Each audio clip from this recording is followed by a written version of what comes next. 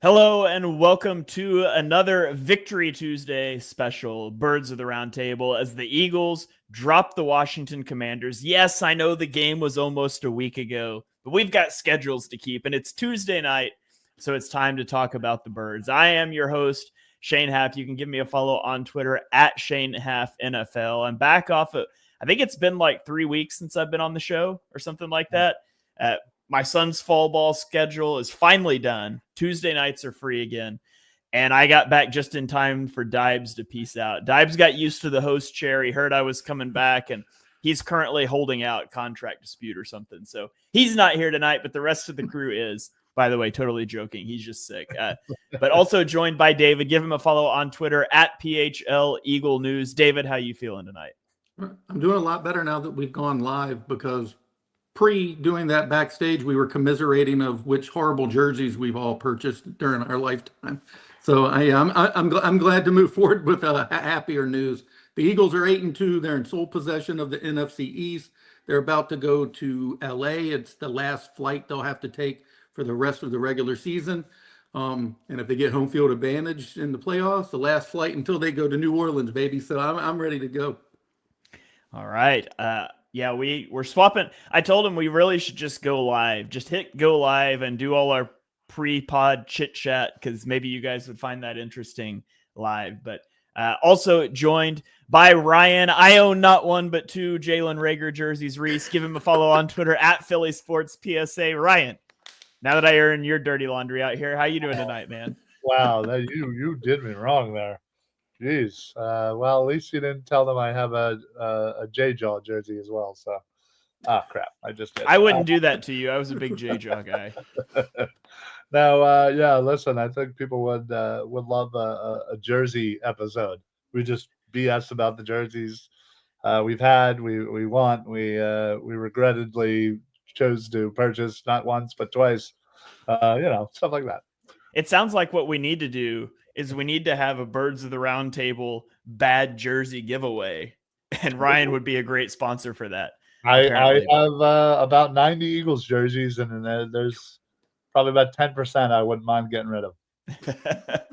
All right. Well, Ryan, the good news is, see, I wasn't coming for you as hard as the chat already is, because we've already got Brett Eclipse in the chat, and he was here on the post game asking about you too, but said he's been waiting all weekend. He wants to start with the Ryan's Kenny Gainwell apology right now.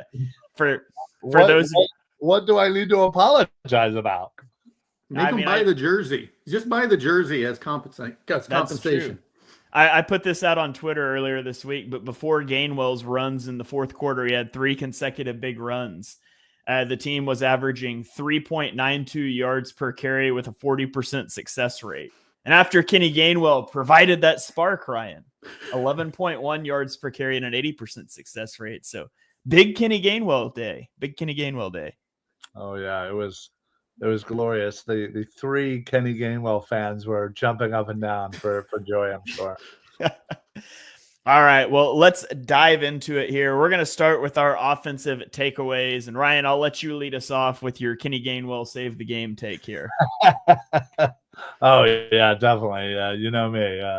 Love me some Kenny Gainwell. No, listen, this wasn't necessarily a pretty game by any means, especially in the first half. But doing what the Eagles have done for most of the year, they seem to thrive in that second half. And, honestly, I thought Jalen Hurts really kind of stepped his game up.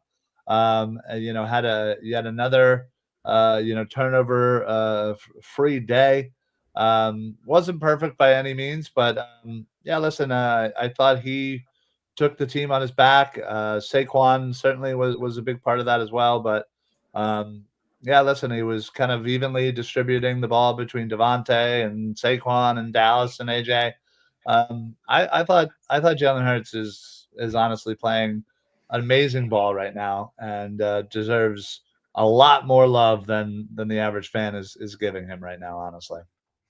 Yeah, it was not the cleanest day in the office in terms of penalties, and there were concerns during the game of like, did Jalen Hurts get a concussion? Because his head hit the turf pretty hard 2 different times, and I know he was cleared. I can't really. The NFL's messed that stuff up before, but I'm not going to speculate that he was anymore. But it was something that was really concerning just watching live, and it was something I was definitely concerned about, and things just didn't look right throughout the game, really. But then the Eagles score on their final 5 possessions, and you forget a lot of that stuff. And the score is not as close as the final score indicates, 26-18. It looks like a 1-score game. It wasn't a 1-score game. But if you factor in, the Eagles missed 2 field goals in this game.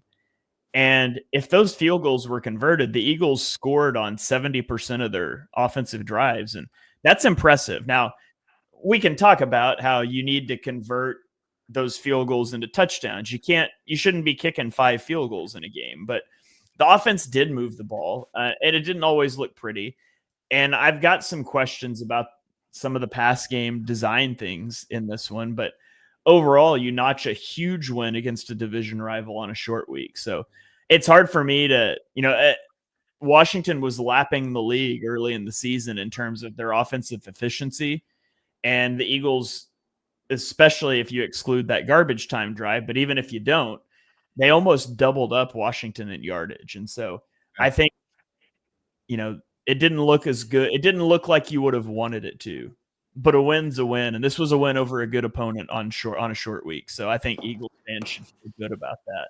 Yeah, let's real quick, but just before you move on, we obviously are always going to think back to last year and how things were, and we forget the fact that we were winning games, but we all knew it didn't feel right. It was ugly, but it was sloppy, it was messy, and there wasn't much to be encouraged about other than the fact that they were winning games.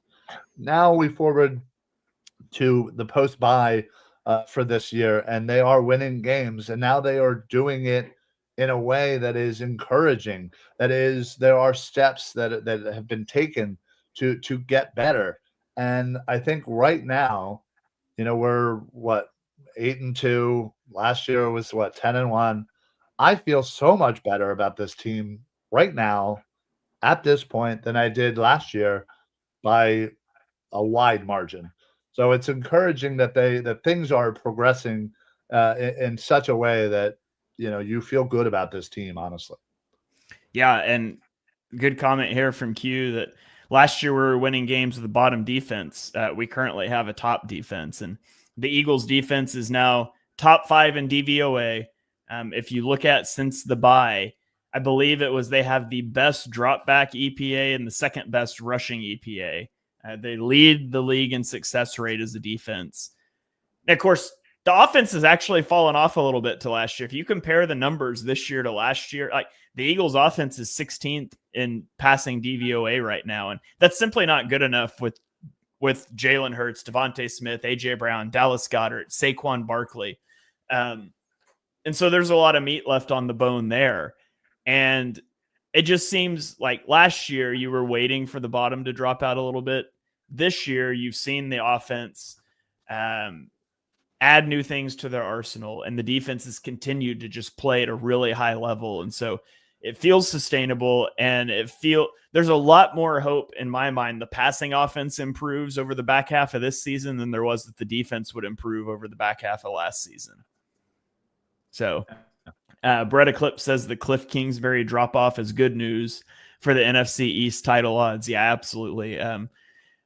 David, what was your offensive takeaway in this one? I think y'all nailed it. The Eagles have struggled early in this game, just like they have all season. But the difference in the way they're struggling now and the way they did at the beginning of the year is most of all these drives are ending from self-inflicted wounds. Like you mentioned, Jake Elliott missed 2 field goals. One drive ended by an uncharacteristic drop by Devontae Smith. Another one ended because of a Becton holding penalty. So I think there's a lot of encouragement. And like you said, they're mid right now in DVOA offensively, and they have so much firepower. They haven't even begun to tap into that yet. And they're wearing teams down, just like the week before. Saquon had 14 carries against Dallas. Then he had 15 carries in this first half in the Commanders game, and it wasn't working, but they kept sticking to it. And what they've started to do is these slow starts in the running game. It's a progressive pattern, much like a ball rolling downhill gets faster as it goes down the hill. They're just beating opposing lines up and forcing their will on them. And by the second half comes around, they're gassed, and you can see the holes come. The fourth quarter, Saquon had two, touchdown runs within 20 seconds. He had that 23-yard touchdown run, then he breaks off a 39-yard touchdown run, and that doesn't even include the 43-yard reception he had on a 3rd and 6. So, I mean, they just beat you up, and once they get it going in the second half, they're almost unstoppable. And I think that's what's most encouraging, is that every problem they have is almost self-inflicted. Nobody's really stopping them except themselves, and I think that's a really encouragement, as opposed to last year where every game you just waited to see if they were able to hold on. Yeah, for sure. Well, let's flip it over. We talked briefly about the defense and how much more improved it's been. But David, what's your big defensive takeaway from this game? Mine is, I'm going to go with coaching, and I'll start with Christian Parker. The job he has done in the defensive backfield, man, it just cannot be overstated. The improvement from not just integrating the rookies into this, but from the veterans as well, has been special. The on-field communication and all, that reflects good coaching. Them being prepared, calling out plays before they happen. He's been a real difference maker with all those defensive backs. And linebacker coach Bobby King has been a revelation. I mean, nobody saw this coming. Not with Dean, not with Bond. I don't believe there was anyone in the fan base or even the league that projected this type of development from these two players. I mean, the duos, just like the defensive backfields, they're calling out plays before snaps. You can watch the film that the Eagles and the NFL are releasing where they're literally calling game. Dean and Bond are working in concert together, and the film study is evident every time they get on the field. And that's just a very good sign of good coaching. And I think that had been sorely missed over the past couple seasons. Yeah. You don't expect to walk into a season and have two rookies starting at corner and two guys that have basically never played linebacker in the NFL starting at linebacker, and it looked this good. And so huge credit to the coaching staff for how they put this thing together. And, hopefully they just keep rolling because they're playing at an unbelievable level right now. Ryan, what was your defensive takeaway from this one? Yeah, I'd just like to say, David, that was a very Dives answer there. So I appreciate you throwing that in there, since he's not here with us. I'm gonna go to the positional group that you didn't touch on, and that is the front four, the defensive line. I think they have been improving slowly but surely since the bye. Every single week they're getting pressure. They did a great job of keeping Jaden Daniels at bay. This is a guy who leads his team in rushing. So that I thought they did a really good job. And Carter, again, another sensational game. But and while he doesn't play as much as perhaps many of us would like, given his draft position, I think Jordan Davis is somebody that needs to have a little bit more love. He has been quintessential to their run defense and being able to dictate the line there in the run defense. He is absolutely paramount, and he makes Bond and Dean, he makes their job so much easier to come in and fill those small gaps that he doesn't take up. But yeah, I think the line has really been something that before or early in this season we weren't very high on, and people probably still really aren't. But I see the slow development and the improvement week in, week out. They're starting to get a lot more pressure. They're starting to get to the quarterback a lot more, and their run defense is absolutely outstanding. It's one of the reasons why this defense is, statistically speaking, one of the best defenses in the NFL right now. Yeah, and it's a lot of it. Jalen Carter too. Brett Eclipse chiming in that he helps a ton. said, I don't know if you can call it an exaggeration, but it feels like he's having an Aaron Donald level of impact. And per Next Gen Stats, Jalen Carter has generated 29 pressures as an interior defensive lineman, which is the 5th most in the NFL. And 15 of those 29 have come in under 2.5 seconds. And I believe I saw that he had 3 pressures in this game that were like an average of 1.8 seconds or something like that. They also note he's the only defensive tackle who has generated multiple pressures in every game that he's played this season. And by the way, played 100% of the snaps on a short week. Like last year, he definitely hit a wall. And you see that a lot with rookies, and conditioning was maybe a thing. Maybe it's just, it was the most snaps he'd ever played in his career. This year, he's just casually playing 100% of the snaps on a short week and making a huge impact. So you can't overstate how well Jalen Carter has been playing either. Yeah. All right, let's get into our player of the games. Ryan, I'll give it to you first this time. Who's your player of the game? Oh, well, I'm going to have to go with Saquon. He again was patient. He finally was able to break free in the second half.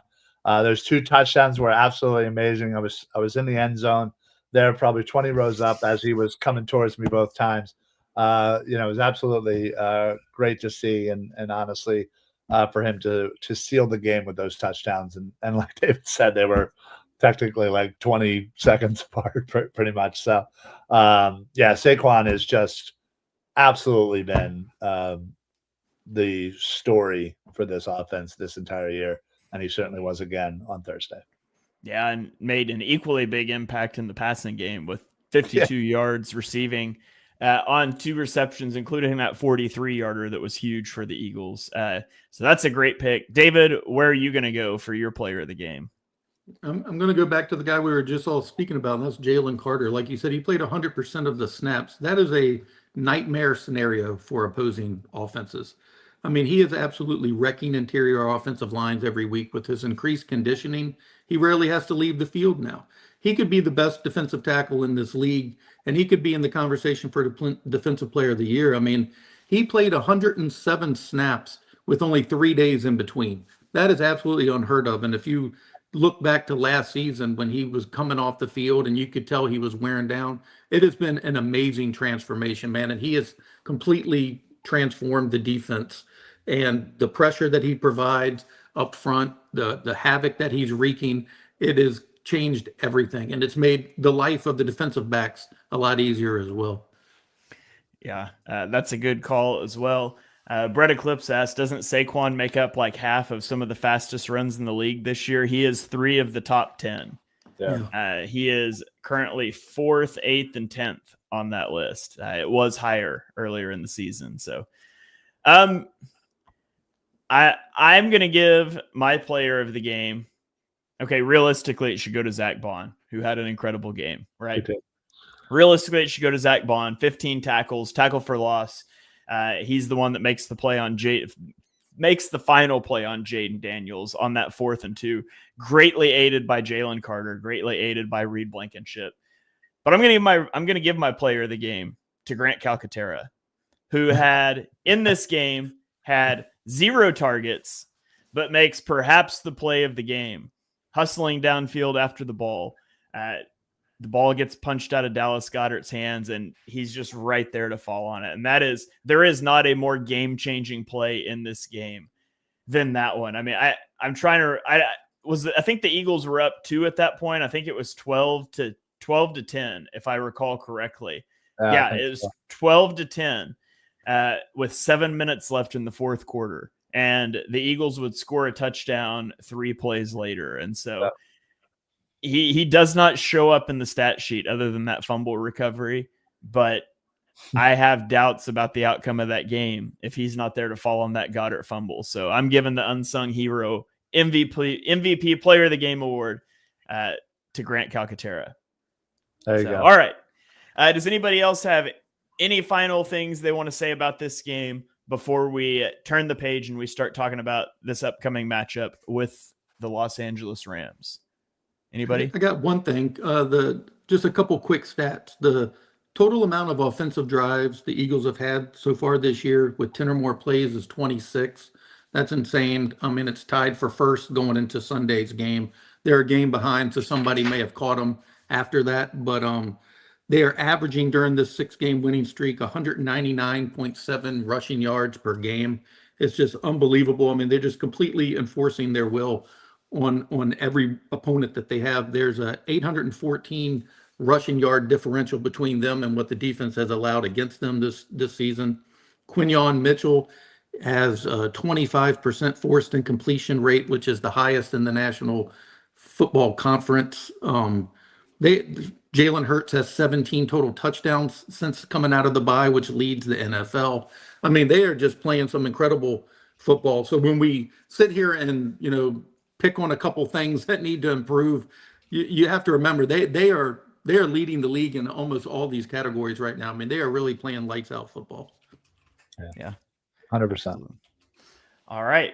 Well, let's turn the page then and let's get into our matchups to watch. Big game coming up against the Los Angeles Rams. This is an important game for the Eagles not just for the division, because obviously you need to keep winning games here. Washington's still within striking distance, but also the 1 seed is within striking distance. The Eagles are only a game back of the Lions right now, and the Eagles and Lions don't play each other. And so obviously you need some help. You need the Lions to lose a game, and then you need to match their win total. But what's going to come down, what it would come down to as a tiebreaker is your common opponents. And if the Eagles lose this game, it's impossible for them to win that tiebreaker against the Lions. So this is a really important game for a lot of reasons. Not that we need to really get into tiebreakers in week 12, but this is a key game. And so, David, give me your top matchup to watch when the Eagles travel to LA. I went with the Rams wide receivers versus the Eagles defensive backs. Cooper Kupp plays out of the slot about 70% of the time historically. He's very rarely pressed. It's in his career, it's been like 11% of the routes he's ran, which is something like 5th lowest in the NFL during that span. So it's going to be DeJean versus Kupp on a lot of these routes. Kupp has 47 receptions this year for almost 500 yards, 4 touchdowns. He's only averaging 10 yards per catch. Throughout his time playing the Eagles, which is only 3 games, he has 18 receptions and 1 touchdown. But DeJean, I think, is going to be up for the task. He's been targeted 33 times, given up 22 receptions, 0 touchdowns. Stafford, I believe I asked you going prior to the show, he gets rid of the ball in like 2.77 seconds when the Eagles are getting to QBs in about 2.5 seconds. So he's going to have to get, cut off some of these routes pretty quick. And then on the other side, you got Puka, who will be lined up everywhere, the slot, outside, pre-snap motion. But one would think Quinyon's going to be on him a lot. Puka's only been back for 5 games, but he's coming off of just a record-breaking season for a rookie. And Mitchell has locked up 10 notable receivers already this year, and I think Puka will be the 11th. Yeah, you mentioned Stafford, and I saw this statistic on Twitter from Dennis Selman, said that Matthew Stafford has dropped back to pass 369 times this season, and he has 0 scramble attempts.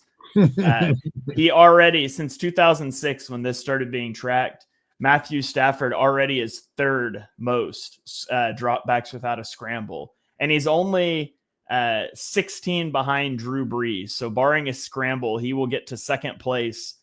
He will pass 2019 Drew Brees and be chasing down 2013 Peyton Manning for the rest of the year. So not a lot of mobility here. Hopefully the Eagles are able to get home and cause some pressure and the secondary holds up. I'm going to look at the other side of that matchup, and I'm going to talk about the Rams pass rush against the Eagles offensive line. This is the strength on strength matchup in the game, in my opinion. That the Rams don't play dissimilarly to the way Washington does. They'll give you some 5 down fronts. They're going to throw some loopers in there. They're going to do some of the same things that the Commanders were doing to give the Eagles problems. And the Rams currently lead the NFL in pressure rate. They're pressuring opposing quarterbacks on 42% of their dropbacks. And Jalen's pressure numbers haven't been great. He's been good against the blitz, not necessarily against pressure. And the Rams are 10th in sack rate. They drafted 2 rookies that have been awesome. Braden Fisk and Jared Verse have been lights out for them. Jared Verse has 48 pressures right now, which is 4th in the NFL. They have 4 players with over 30 or more pressures in Jared Verse with 48, Kobe Turner with 35, Byron Young with 31, and Braden Fisk with 30. And it tells you something about the age of this team that I distinctly remember covering all of these guys for draft shows, which we've only been doing for 3 years. The Eagles only have Josh Sweat and Jalen Carter in the 30s. And so this is a team that gets a lot of pressure. By the way, it's Jalen Carter with 33, Josh Sweat 36. Then it drops all the way down to BG at 16. So this is a team that gets pressure, and they have to because their secondary is not very good. The Rams have given up the 5th most explosive passing plays this season. By the way, the Eagles have given up the least. But the Rams have given up the 5th most explosive passing plays this season. The Ravens, who the Eagles will play the following week, are 2nd in that. So you're playing 2 defenses that you better be able to throw the ball on. It needs to look cleaner because they've struggled there. And by the way, I just think this is funny. The Eagles have also played the number 1 team, the Jags, the number 3 team, the Saints, and the number 4 team, the Browns. So after the next 2 weeks, the Eagles will have played the 5 defenses that give up the most explosive passing plays. But you got to block it up front and give yourself a chance. And this is a defense you should be able to throw the ball on. So that's my matchup to keep an eye on. Ryan, what about you? What's your top matchup to watch? Yeah, I'm going to be paying close attention to the Rams' run offense with Kyren Williams and Blake Corum there versus the Eagles' run defense. You know, I'd obviously talked about the big boys in the middle, Carter and Jordan Davis, and their impact on our run game, and obviously the linebackers with Bond and Dean kind of filling in the gaps there. But you know, I really do like Kyren Williams. He has 750 yards so far on the season, 8 touchdowns, you know, about 75 yards per game. But you know, Blake Corum also kind of comes in there and spells, and he's a little shifty. But you know, again, this is going to be another, you know, tough matchup for the run defense there, because Kyren Williams can certainly get yards in chunks and has a way of kind of beating down normal defenses. Now, I don't think that's going to happen with our guys because, again, I think we got bigger guys, stronger guys there that don't necessarily break down so easily. So, but still, it's something that, you know, I want to keep track of, and that's the matchup I'm going to be watching. All right, let's go to a couple comments here. Brett Eclipse says the defense has been so crazy. We literally didn't even talk about Quinyon Mitchell, who just shut down the Eagles' worst nightmare over the last few years. He also says the top matchup to watch is SoFi Stadium versus Eagles fans buying tickets. Yeah, it's going to be like 80% Eagles fans. As always, yeah. And then we've got the Rams offense is almost the opposite of the Eagles offense. And yeah, very, very stylistically different for sure. Yeah. So, all right. Any other matchups you guys want to shout out before we get into our picks? I meant to mention during the defensive backs that the Eagles have only allowed 1 passing touchdown during this 6-game win streak, which is just an insane turnaround from what we were dealing with a year ago. Yeah. Wasn't that the one to Ertz last week? That was 2-point conversion. How did they score that touchdown? I thought that was a touchdown to Ertz, no? No, that was the 2-point conversion. I'm trying to remember what the touchdown actually was now. Chauncey Gardner-Johnson, I think it was Chauncey Gardner-Johnson broke up a pass to Zach Ertz, if I remember correctly. And then on the next play, he hit Zach Ertz, beat Chauncey Gardner-Johnson for the touchdown. Oh, no, yeah, so Ertz caught a touchdown, but the catch you're thinking of at the back of the end zone was the 2-point conversion. Oh, okay. So Ertz caught the touchdown and then caught the 2-point conversion. Gotcha. So wait, so then what was the touchdown then if it was only one? I think it was like an end breaker. It wasn't the one at the back of the end zone. Okay. All right. Well, either way. Yeah. There you go. Because he All caught right. both, right? He caught the touchdown and the 2, I'm pretty sure. Yeah. Yeah, it did. Well, Yeah, I think it was like a slant or an in or something. one last touchdown in the link for Ertz. Not bad. Yeah, not bad. All right, well, let's get into our picks. We're going to start with our player of the game predictions. Ryan, lead us off. Who's your player of the game? I am going to go with this is going to be a big AJ Brown game for me.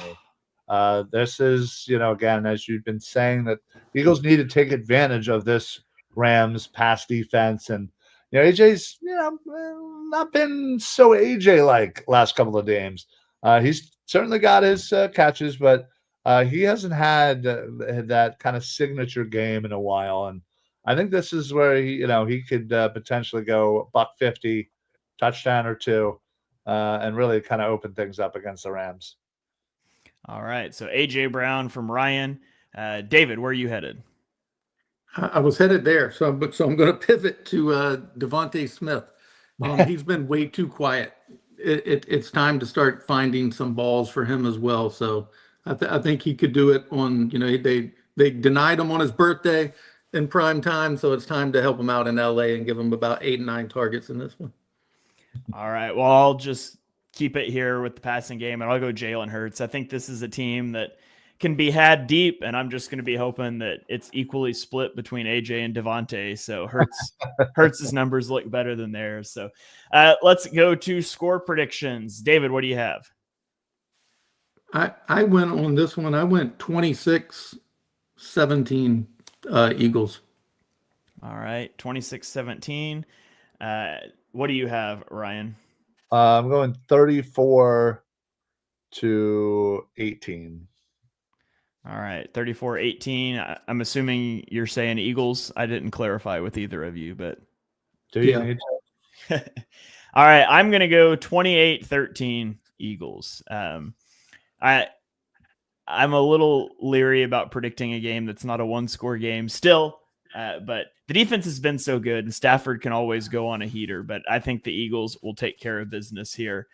Over under at 50.5. I think that put Ryan on the over, and David was on the under, and I believe I was on the under of 50.5 points as well. Let's go more receiving yards in this game. Puka Nacua or Devontae Smith. Ryan, what do you have? Puka. All right. Ryan says Puka. David, what do you have? I'm going to keep my belief in Quignon and Slay, and I'm going with my player of the game, Devontae, to have more yards. You better. All right. I am going to also take Puka Nacua. So I think he's likely to have more yards in that matchup. Let's go. Who scores more touchdowns in this game? Kyren Williams or Saquon Barkley? Kyren Williams has not scored many touchdowns the last month of the season, but Saquon Barkley gets all of his close touchdowns vultured away. Ryan, what do you think? It's still going to be Saquon. Saquon's probably going to get at least one, and we're going to keep Kyren out of the end zone. All right, Ryan, what about you? Or sorry, David, I mean. Yeah, I think it's 1-0 Barkley. So I guess I'll go Saquon. All right, I will make it a clean sweep and also say it is Saquon. Let's go more passing yards. Jalen Hurts or Matthew Stafford, David? I'm going Stafford because I think he's going to be throwing the entire fourth quarter. So I'm just going to pick him. All right, David. Ryan is frozen. Or he got mad because I called him David. It could go either way. And now amazingly, he doesn't change his face. But now he's frozen again. So I'll go while we see if Ryan unfreezes. I'm also going to take Stafford. The Eagles are just so... Oh, I heard him. Are you there, Ryan? This is funny. I can see him moving, but I'm going to go Stafford as well for a lot of the reasons that David said. I think they're going to be playing from behind. I think the Eagles are going to stay committed to the run game, even though I think this Rams defense can get got through the air. So I will take Stafford, and Ryan is a spinning black circle now. So, and now he's gone. So We may have to get that pick from him later. Let's go to the next one. More sacks, David. The Eagles or the Rams? Who gets more sacks? I'm going with the Eagles in this one for basically what you said earlier, that Stafford has become a statue in the past few years. So I'm gonna think it's a game that some of the edge rushers are going to produce. Might see Brandon Graham, Nolan Smith get free due to the interior pressure that Carter's bringing. Yeah, 2 weeks ago against the Dolphins, Stafford was sacked 4 times. The 2 weeks previous and the week since, he had 0 total sacks. So it can be real hit or miss. But I'm going to take Hurts. I'm going to take the Rams to get more sacks at Hurts. Hurts holds on to the ball. They try to push it downfield. That lends itself to some sacks, even though their offensive line's really good. I think it'll be a tough matchup for them with this Rams pass rush. And so I will take the Rams to get more sacks. And Ryan is back with us. Ryan, we missed you, buddy. Sorry, I had to go. All right. Well, I need, while you were gone, we did our pick for most sacks. David said the Eagles will have more sacks. I said the Rams will have more sacks. So I need your take on that. And Rams. we will have more passing yards. And Hurts. Okay. So Hurts more passing yards. Rams for more sacks. And Rams for more sacks. Okay. All right. And I do have, I guess I can give Dibes' picks because Dibes is sick. And so I got these from him. He is over on the total points. Eagles 30 to 21. He says Devontae Smith will have more receiving yards than Puka Nacua. Saquon Barkley will have more rushing yards than Kyron Williams. Matthew Stafford will outpass Jalen Hurts. And the Rams will have more sacks than the Eagles. So we will get those plugged into the spreadsheet. It's Dibes' spreadsheet, so I can't update everybody on how we did last week, but we'll get that updated again next week when Dibes is back with us, Yeah. hopefully. David, Got a Spoiler comment alert. coming in that Ryan's on the McDonald's Wi-Fi. Love that. Sorry about that. Brett Eclipse has a bold prediction that's totally never been made before. I believe this one gets made every week. That Quinyon will get an interception in this game. So there you have it. You heard it here first. Stafford will try him probably, so it's not a bad week to guess. Yeah. All right. Well, that's going to about do it. Thank you guys for joining us for this episode of Birds of the Round Table. If you enjoyed the show, hit Dibes up on Twitter and tell him it's not the same without him. Give us all a follow. Check out the Eagles Pinpool Podcast Network, wherever you get your podcasts. This audio will be out there tomorrow. A lot of great shows coming out there. Let's throw it around the horn for final thoughts and plugs. David, the floor is yours, my friend. You can follow everything I do at PHL Eagle News. I released a piece in regards to some numbers, stats from the Eagles' 6-game winning streak since the bye. Tomorrow or Thursday, I think they're releasing top 10 edge rushers that the Eagles could be interested in after the season ends, because I had to write something during the 10-day downtime. And also, I'd like to send this around you guys before we leave and any of the viewers. Saquon has 470 yards to go before he can surpass LaShawn Shady McCoy as the all-time single-season rushing leader in Philadelphia. Shady had, 1607, I think is the mark. Yep. So, A, do you think he's going to pass it? Yes. B, where does he end up? How many rushing yards do you think he ends up with? I think he ends up with 1,900. I think he falls short of the 2,000, unfortunately. As much as cool it would be as it would be, but yeah, I mean, I think I read somewhere he needs to average like $140 to surpass the record. So that's gonna be a tall task. He's got 1137 right now with 7 games left. So whatever. It's tough. It's tough. Yeah. Yeah, I don't think he gets to 2,000 because he would A, have to pick up the pace a little bit, and B, would have to play the rest of the season. And Right. I think there's probably a scenario where he doesn't play a week 18 game either because they've clinched a 1 seed or they cannot get a 1 seed, but they've clinched the division or something like that. So Yeah. I think that one will be hard. I don't think he gets to 2K, but I would love it if he did. So He final will if you prediction. include playoffs. I went Yeah. 1888. So Yeah. Ryan went 19. What do you got, Shane? I'll take. I would say like 1875, but that's too close to David. So I'll say Price is right. No, we're all close within 15. It's fair. Yeah. It's like Price is Right. Should have picked Exactly. 1887. Go 1887, and you got everything below. wait. Price is Right. You can't go over. I got 1 yard. I got one. Oh, damn. Fun TV show fact. Wow, I had no idea.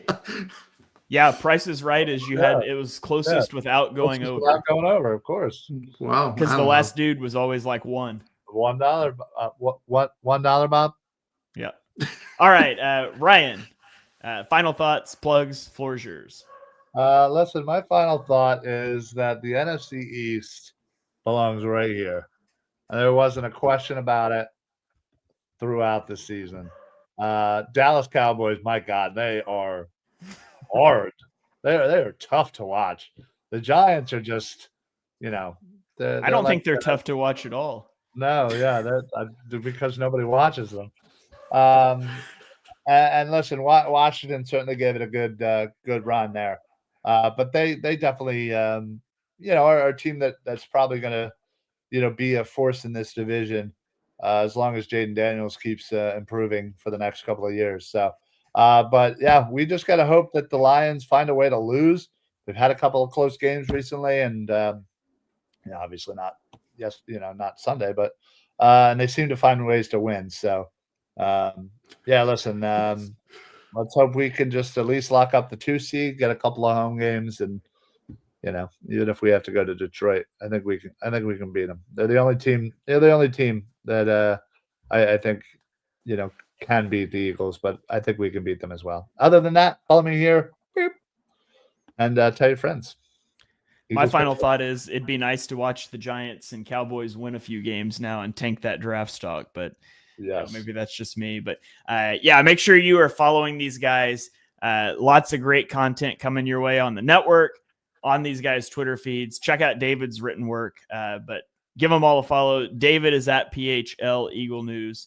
Ryan is at Philly Sports PSA. We can give Dibes a plug. He's at Mr. Crockpot. I am at Shane Half NFL, and we will catch you guys next Tuesday. Go Birds.